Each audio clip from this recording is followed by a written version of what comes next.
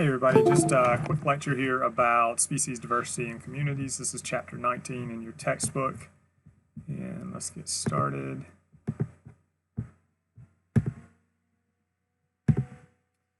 All right, so the quick key concepts we're going to cover are species diversity differs among communities as a consequence of regional species pools, abiotic conditions, and species interactions, and that's sort of where we're going to focus some of our efforts here. And then resource partitioning is theorized to reduce competition and increase species diversity. We'll spend some time there as well. And then processes such as disturbance, stress, predation, and positive interactions can mediate resource availability, thereby promoting species diversity. And we'll do some work there. We're not going to really spend much time, or any time actually, talking about the different experiments that show the species diversity affects community function. There's quite a bit of that in your textbook, and I would encourage you to read that and try to understand it. It's important, but I think you can get the gist of it from the textbook and the other set of slides. So moving into the introduction, when considering species diversity at the local scale, these are the questions that we try to think about. And remember that the local scale, we're talking about alpha diversity. And so what factors control species diversity within communities, and what is the effect of species diversity on community function?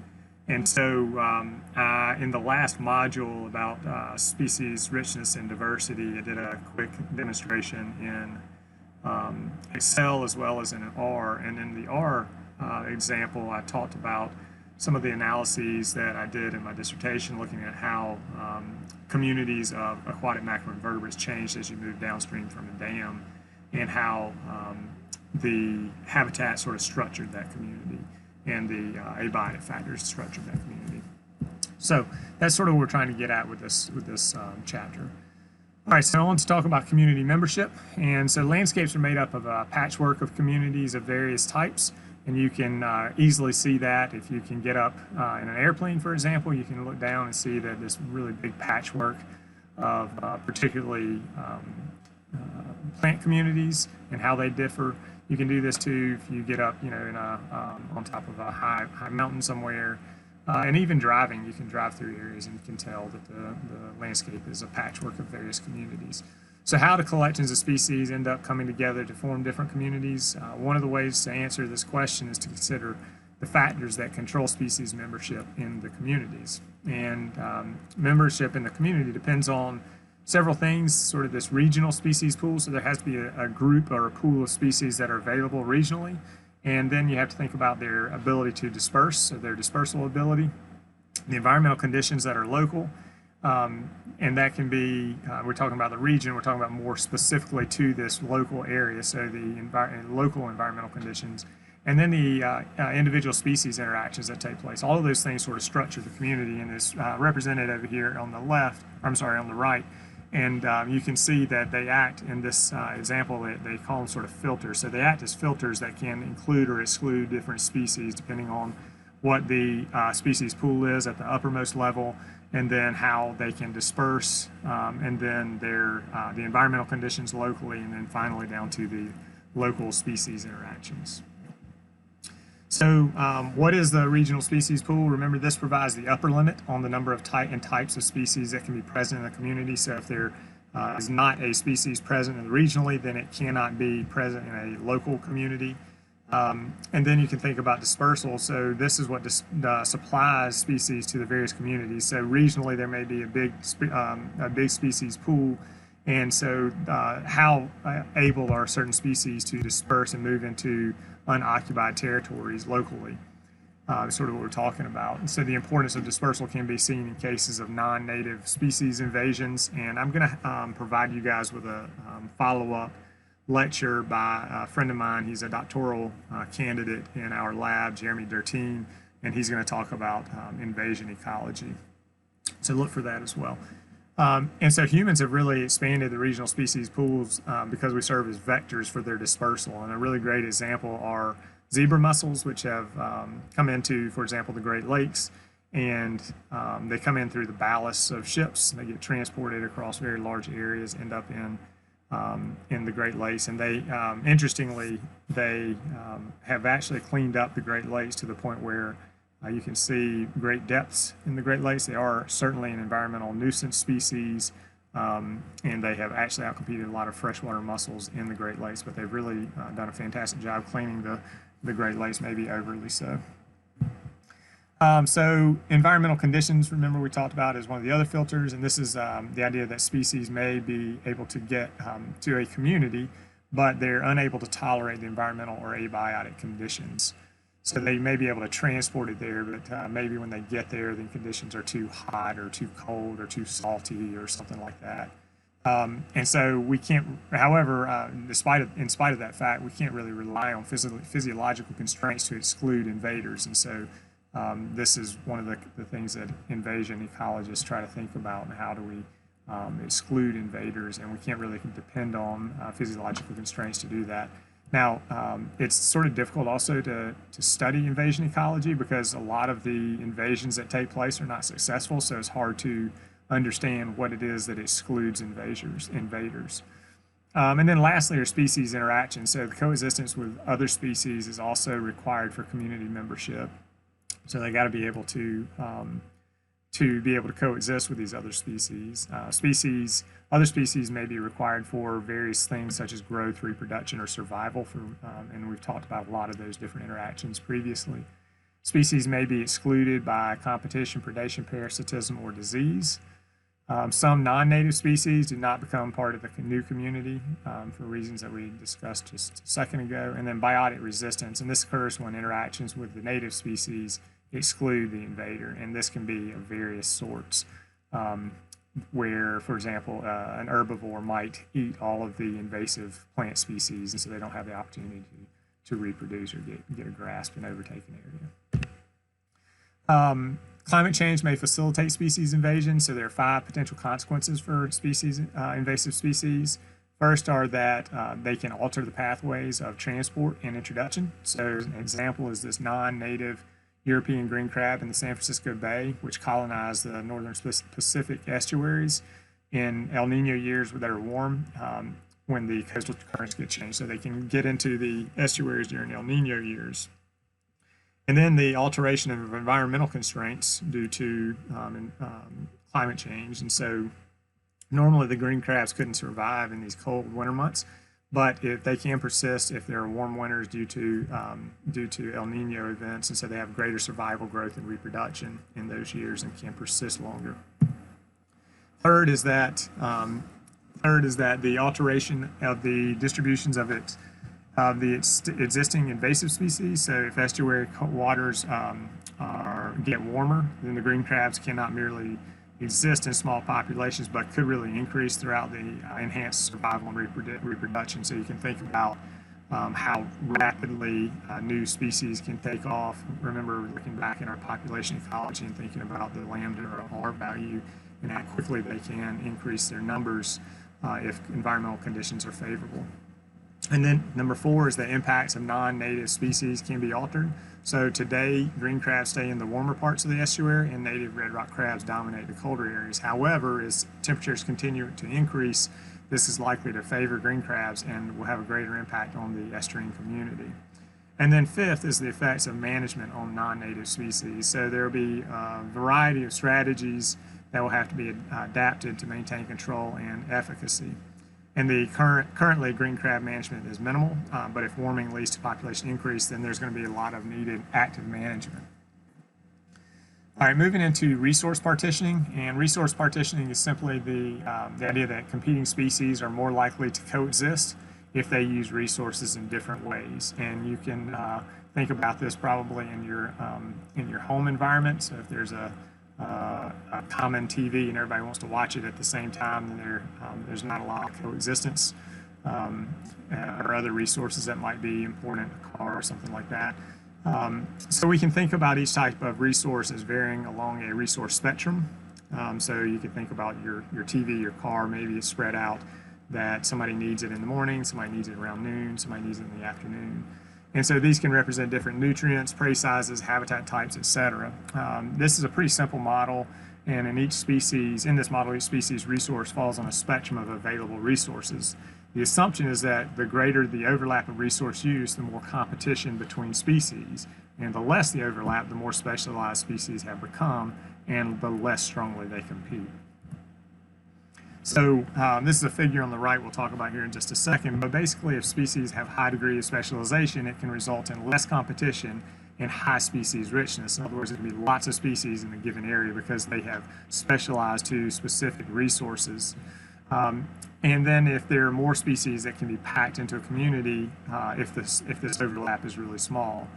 And or lastly, if the resource spectrum is broad, a diversity of resources would be available for use by a wide variety of species. So you can see over here in A, this sort of represents our resource spectrum. If we have just sort of a narrow or a small resource spectrum on the y-axis, or I'm sorry, on the x-axis, you can see that we can have these 5 different species. They can partition resources. There is quite a lot of overlap. This is just sort of the generic case. Then we can think about more specialized species that have partitioned the resource into these smaller chunks, so they use a very specific part of the resource. And so you can fit more species into a small area because they have narrow partitioning. And then there's also this idea of broad resource spectrum, but it requires a broad resource base. So you can, if you have a really broad resource that a lot of species can occupy and use, then you can also have a lot of different species. And then more about resource partitioning. So this is sort of a classic example where there are these different warbler species that occupy the same type of tree. And they do so because they split up the different parts of the trees and use the different parts of the trees variably. And so there's little overlap, and there's this enables the different warblers to coexist and has likely driven their evolutionary diversity.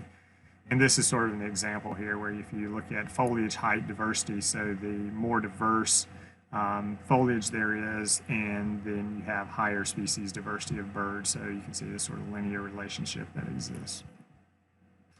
On to resource mediation and species diversity. If disturbance, stress, or predation keeps the dominant competitor from reaching carrying capacity, competitive exclusion cannot occur and coexistence will be maintained. And positive interactions can also facilitate coexistence. But in the figure on the right in panel A, you can see that in this example, species 1 was really increasing, eventually reaching its carrying capacity. Species 2 may have a carrying capacity here, and despite the fact that it reached its carrying capacity, species 1 really outcompeted it and drove it to extinction. However, and this was if there's a really consistent condition, so constant conditions, so the conditions are very favorable for this species 1 for its population to increase and not have a crash. However, if there are variable conditions, so the conditions are changed through time, you can see that the species 1 and species 2, they both may increase. However, there's a decline in both of their populations, and then it begins to increase again because maybe conditions became more favorable for both again, then decrease in favorability of conditions, so they both crash. So this allows both species to persist through time. On to the intermediate disturbance hypothesis. This was first proposed by Connell in 1978. And this is basically the idea that species diversity will be greatest at intermediate levels of disturbance. At low levels of disturbance, competition regulates diversity, and then at high levels of disturbance, many species cannot survive. And there have been many tests of this hypothesis and also many additions to this hypothesis. And so I'm not going to talk about the tests or the various additions, but you can find those in your textbook. But the idea basically is that on the y-axis we have species diversity, and on the x-axis we have disturbance or level of disturbance. And that can be some physical disturbance, or it could be stress or predation. And so what we have is if we have really low or infrequent disturbance, you get low species diversity because there's not a lot of habitat heterogeneity. And then as you increase the disturbance, you get more diversity because now there's a lot of habitat heterogeneity, there's a lot of competition, et cetera, that can really allow for high levels of species diversity. But as you continue to increase the level of disturbance, stress, or predation, then you end up driving species to lower and lower numbers because a lot of the species can't survive through that stress. So you can think about, for example, in a stream that has a really, like maybe a really good high quality stream that had low species diversity, the species that were really, that do really well are intolerant species, and they have really a bit high ability to outcompete any species that would maybe do well in a disturbed environment. And that's because of low physiological stress. But if there's some stress to that or disturbance to that local stream that causes it to be somewhat degraded, then there could be some other fish species that would be able to tolerate high stress and disturbance, and so you end up with a mix of species. So you may go from low species levels, there might be 3 or 4 species in a good quality stream with low disturbance, to where there's some disturbance, some level of disturbance, an intermediate disturbance, where you end up with a mix of those 3 or 4 species plus some species that can handle disturbance. And then if you get too much of a disturbance, only those species that can tolerate disturbed habitats will survive. Continuing with resource mediation and species diversity, the intermediate disturbance hypothesis and associated models assume that underlying competitive hierarchy. But what if species have equivalent interaction strengths? So there have been some models that have been developed to try to overcome that shortcoming of the intermediate disturbance hypothesis, and those are considered lottery or neutral models, and they emphasize the role of chance in maintaining species diversity. So in these models, all species have an equal chance of obtaining resources made available by disturbances, and this allows them to coexist. And then species must have similar interaction strengths and growth rates and be able to respond quickly to disturbance that free up resources. The lottery model may be the most relevant in very diverse communities where many species overlap in their resource requirements. Its relevance decreases in communities in which species have large disparities in interaction strength. So what are some of the consequences of diversity, or how do we think about consequences of diversity, increase or decrease diversity? So species diversity can control community functions. So for example, things such as disease, suppression, plant productivity, water quality, etc. Many of the community functions also provide valuable services to humans, and those such as ecosystem services, what we tend to call those, such as food and fuel production, water purification, oxygen, carbon dioxide exchange, flood protection, etc. So there's a lot of interest in these ecosystem services, and I work with some folks that look at how, what are the likelihood of getting folks to actually pay for these ecosystem services. So now we get a lot of these ecosystem services for free. So things like water purification from forest. We don't pay people to maintain a forested landscape, and in spite of the fact that forested landscape could be turned into an urban or ex-urban landscape and would no longer supply that ability, and we'd end up having to pay for that water purification through our water plant.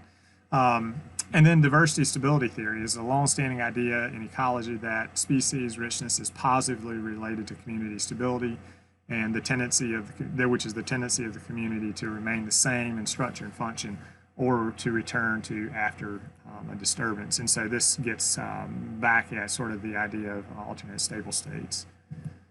So there are 3 hypotheses that have been proposed to explain the relationship between species diversity and community function. They both have 2 variables in common within all these hypotheses. So the degree of overlap in ecological function of species, and also the variation in strength of the ecological function of the species. So first is the complementarity hypothesis, and this is as species richness increases, so does community function, and this is a linear relationship. We'll look at a figure of these 3 in just a minute. So each species adds a unique and equally incremental effect. So the community function increases incrementally with each added species. And then the redundancy hypothesis, this is a functional contribution of additional species eventually reaching a threshold. So effectively, as more species are added, there is overlap in their function or redundancy among species, so you get sort of a plateau effect.